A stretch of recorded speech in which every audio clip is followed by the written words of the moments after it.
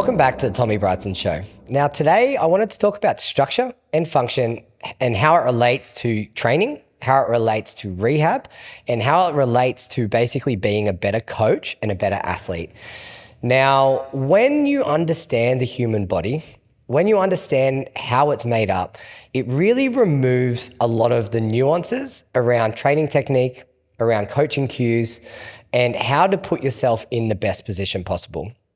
When you know how your body is made up, you know how to position yourself in a way that's going to allow you to get the most out of your training. Now, a lot of people will, probably fall asleep. But if you look at an anatomy textbook and you learn how the body is made up, you are going to be in a position where you're going to be able to get so much more out of yourself or the people that you work with. Now, what I want to do today is provide a few examples about how, when you understand a certain concept, you're going to be able to get more out of your training and also your rehab. Now, if we look at the midsection to start and we look at, an area that a lot of people probably would benefit from knowing more about is how to create an effective brace, how to create stiffness through your midsection in a way that's going to support your lifting so that you put yourself in the best position that you possibly can to get the most out of the exercise. Now, without actually knowing the structure of the midsection, you can never really dictate or tell someone how to use it in function because you don't understand the makeup of the actual structure. So if we take that as an example, and the analogy that I'm going to use is a can, it's one that's often used, or a bottle, but essentially you have a cylindrical shape, that's your midsection, you have a top, you have a bottom, and you have sides. Now, when you have a look at it, the back portion is your spine. The whole sides and front of your midsection is made up by muscle and connective tissue, which is controlled by an active system. And then the bottom, you have your pelvic floor, and the top, you have your diaphragm. Now, all of those components need to work together in order to create an effective brace. But if you don't understand what the abs do, if you don't understand what the diaphragm does, and you don't understand how to get your pelvic floor active in a way that's effective for lifting and rehab, you're never really going to be able to understand it to a point where you maximize it. So when we're having a look at it, the best thing that you can do as a lifter or a coach or a practitioner is really understand your anatomy. And, I have a lot of conversations. We've got a lot of aspiring coaches and practitioners that train here at Strength Tribe. And a lot of the time I'm asked is what courses to do, where do I find more information? What books do I look at in order to get myself into a position where I can add more value to my coaching clients? And, it's a question that comes up a lot. And a lot of the time, my conversation around it is just, you need to pick up an anatomy textbook. You need to understand the human body as a makeup because it just simplifies what you do. Now, let's think about from a coaching, from a cueing perspective. If you're trying to get someone to do something, but it's not clicking with them and you're like, oh man, it's just not working for them. If you understood the makeup of that component, if you understood the makeup of the midsection, keeping it relevant to the brace, you're going to be able to describe a picture or a story to them that's potentially going to have more meaning because you can describe it in more ways than one, or you can describe it in more than a one-dimensional sort of way where you've been taught something because you understand the context. Then you can have bigger conversations and better conversations with people about how to get the most out of whatever it is they're tackling.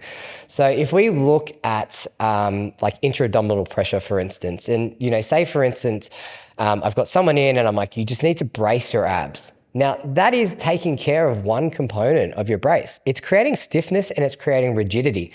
But the thing that's missing on that, it's not creating intra-abdominal pressure because you're not linking in the pelvic floor and the actual diaphragm itself. So it's a superpower, and I honestly believe it. And the more and more that you can get into understanding literally about the anatomy side of things and about how the human body works, it clears a lot up out of your training in terms of what you're trying to get out of it. Now, if we have a look at a squat pattern, for instance, and I go, well, how do I create the best squat warm-up that I possibly can? And If you know what the muscles, what the movements, and what the actions are that are happening within that squat, it's very easy for you to piece together a squat warm-up program that's really, really effective.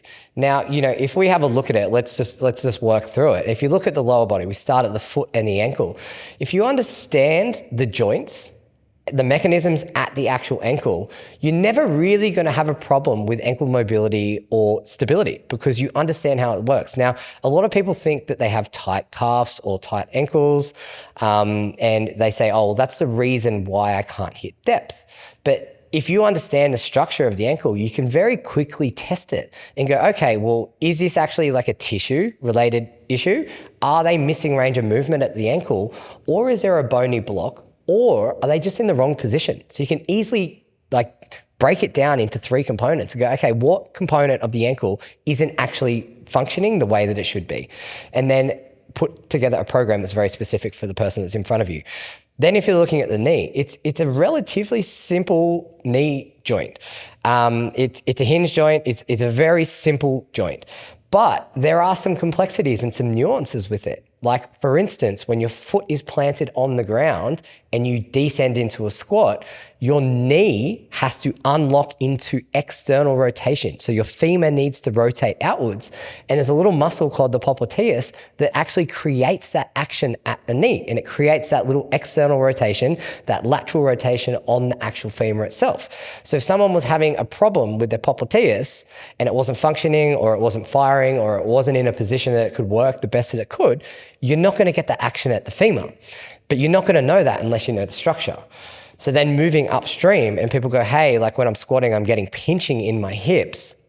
And they go, okay, it's only when I get from 90 degrees or lower that it actually starts to pinch. And you go, okay, well, let's have a look at that. Have you got an effective brace? Is your pelvic in a good position? Is there any limitations in terms of the structure of the tissue? Like, pulling your knee up towards your chest, is there limitations in your glutes, in your hamstrings, in your adductors? Is there something that's physically blocking you from getting into that position? Or is it that your body is not in alignment so that when you're going into this pattern, there's a disconnect between your brace, your rib cage, and your pelvis, and that means that the bones are just running into one another and they're creating an impingement. So these are the things that, probably get a lot of people like checking out right now, right? And they're like, hey, I just want to train. But the reality is, the more that you know about the human body and the more that you know about the structure, the better positions you can be in, the stronger, more stable positions you can be in. It means that you're going to get more out of your actual training itself. Now, going back to when I first started coaching, I was a personal trainer before I sort of delved into getting into physiotherapy. And honestly, the best thing that happened to my coaching was physio, and more so just the first year. And it wasn't even the physio component. It was just delving deeper into anatomy and understanding how things work. Like, for instance, you don't need to memorize how to stretch a muscle if you understand what the muscle does, because you just do the opposite.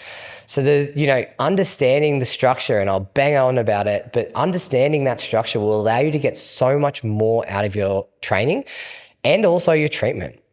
Now, like, we have people that are training at our facility, and for instance, they want to be a really, really good coach, but they've enrolled themselves into different courses like physio or chiropractic or even nutritional science, so that they can get more out of their coaching, because they know that the superpower for them and the superpower for them getting better results for their clients is basically knowing more about the human body.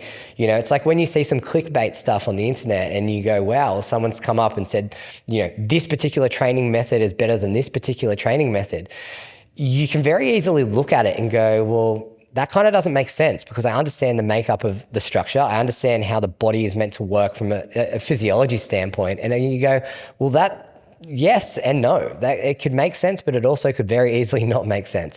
So it just helps you filter through the health and fitness industry, because there's a lot of content out there. But what you need to be doing as a lifter, or if you're a coach or a practitioner, is going, well, actually, I just need to know the human body, because then it's a very easy way to reverse engineer anything that you're trying to get out of your training. And if you think of the training process in itself, right? Like, let's think about the outcome. So, say you have, let's just use powerlifting. It's very simple. You have an outcome where you're trying to be at a point where you're as strong as you possibly can be. You just work back from that. Now, in training, if you're thinking back about training technique, you go, okay, well, what's happening at the knee? What's happening at the ankle? How do I actually address that in my training to make that particular component better, instead of just sort of guessing? Like if you actually are struggling with ankle range of movement and you don't have any ankle range of movement mobility-based exercises in your training program, your ankle range of movement may improve through doing the movements, but you can boost it and accelerate it by doing some mobility work at the start of your training program in order to get your ankle moving better. So there's very easy hacks that you can do when you understand the human body that will allow you just to get so much more out of your training, but it also then puts you in a position where this is the real true injury prevention, is when you're in the best position that you can be in, and you're doing it when you're not fighting yourself. There's no resistance to your body because you've unlocked mobility, you're in a really stable position. You actually put yourself in a position where that is actually injury prevention in itself. Now, you can never actually bulletproof yourself from an injury. You can't, you might come in and, had poor recovery, or you might have, been dealing with some pain in a certain area for a while. And hey, you might end up with a little niggle or injury. But the thing that you can do is make sure that you have the available range of movement. Make sure that you're cueing yourself in a way that's actually how your body works, and putting yourself in the best position to get the most out of your training. Now, we've got a squat workshop coming up next weekend. So you might see this after the workshop has rolled out. But, all I'm doing at the moment for preparing for it is just reading through my textbooks and going back and refreshing myself over those textbooks, because the more information you have around how the human body moves, it's so easy to communicate what the message is you're trying to get across to your team, whether it's from an activation standpoint, from upregulating some tissues, whether it's from a mobility standpoint, and how to differentiate between what is A and what is B. Like if I have an actual mobility issue, which some people do, and I'm not doing any mobility, you're missing out on a huge component of that training that could just be so effective. If someone is hypermobile and needs some end range control, they need to understand and feel that where their body in space is, and you're not giving them anything like that. That's a huge component of their training that is untapped.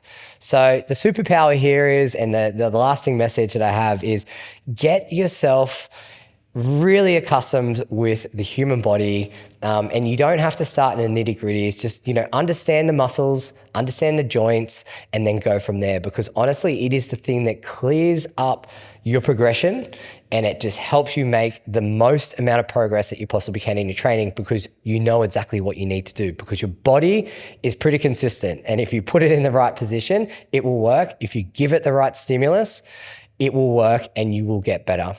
Now, that's it from me today. I hope you enjoyed the episode, and I'll see you next time.